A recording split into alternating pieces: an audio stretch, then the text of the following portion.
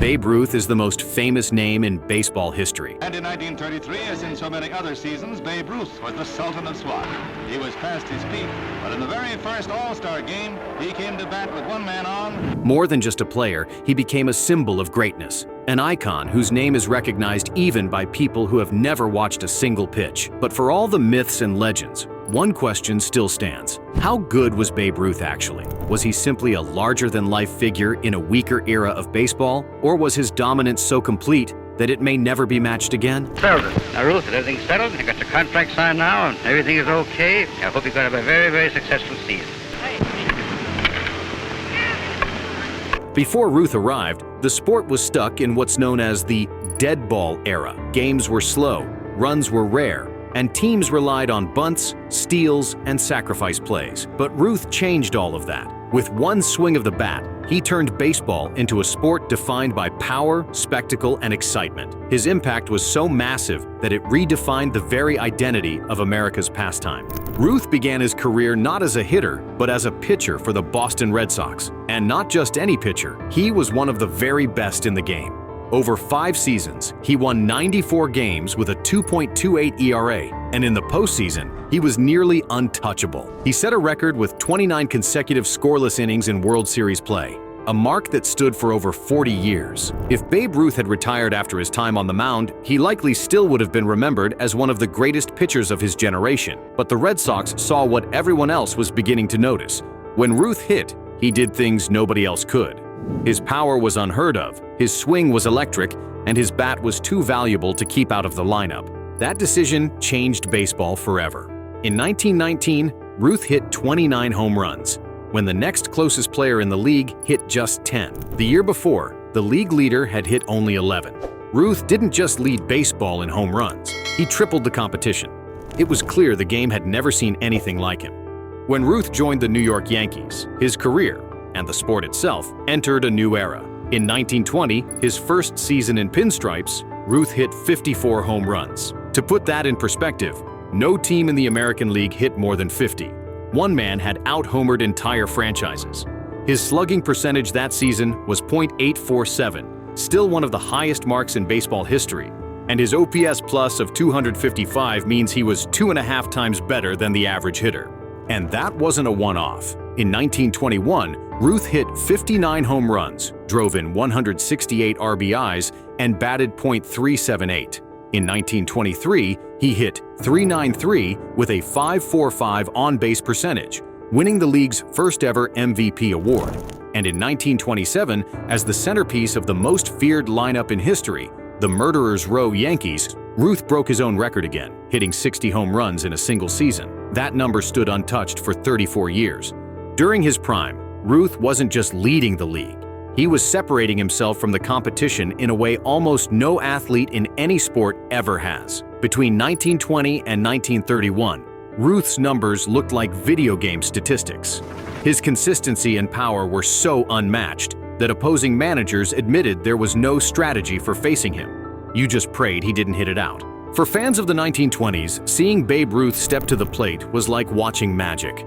Entire stadiums would fall silent the moment he dug in, every eye waiting for what might happen next. When he connected, the sound of the bat meeting the ball was described as a thunderclap. And when the ball sailed into the stands, the eruption of the crowd shook Yankee Stadium like an earthquake. Kids climbed fences just to get a glimpse of him. Vendors would stop selling mid-inning when Ruth was up. Reporters wrote that people didn't just come to baseball games anymore, they came to see Babe Ruth. His presence doubled the Yankees' attendance almost overnight, and it's no coincidence that Yankee Stadium, built in 1923, became known as the house that Ruth built. Ruth knew how to play to his audience. He tipped his cap to fans, cracked jokes with kids, and gave reporters endless sound bites. He wasn't just a player, he was a showman. In a time before television, Ruth gave baseball a sense of drama and theater that made every at-bat feel like an event. Of course, critics today argue that Ruth only dominated because he played in a weaker era. The league was segregated, pitchers weren't throwing 100 miles per hour, and training methods were primitive compared to modern times. But while it's true that Ruth didn't face the full talent pool of baseball, what cannot be ignored is how much he separated himself from everyone in his era. In 1920 and 1921 combined,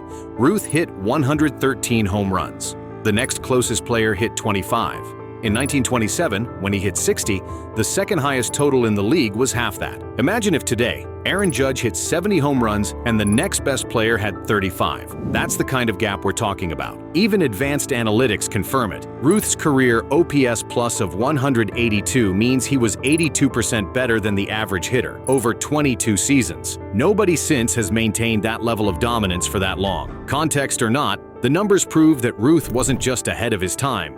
He was ahead of every time. But Babe Ruth's greatness wasn't just statistical, it was cultural. Baseball was in crisis after the 1919 Black Sox scandal, when players conspired to throw the World Series. Fans were losing faith in the game itself. And then Ruth arrived, blasting home runs that captured the imagination of the country. He didn't just save the Yankees, he saved baseball. Ruth became the first true sports celebrity. Newspapers didn't just report his stats, they put him on the front page. Radios interrupted regular programming to announce when he hit another home run. He appeared in movies, endorsed everything from cigars to soda, and became the face of the Roaring Twenties. He wasn't just bigger than baseball, he was bigger than boxing, bigger than football, bigger than sports themselves. And unlike many modern athletes, Ruth embraced it. He signed every autograph, played catch with kids, visited hospitals, and gave himself to the fans in a way few ever had. Stories of him visiting sick children and promising to hit a home run in their honor, then delivering, made him a hero to millions. For everyday people living through the Great Depression,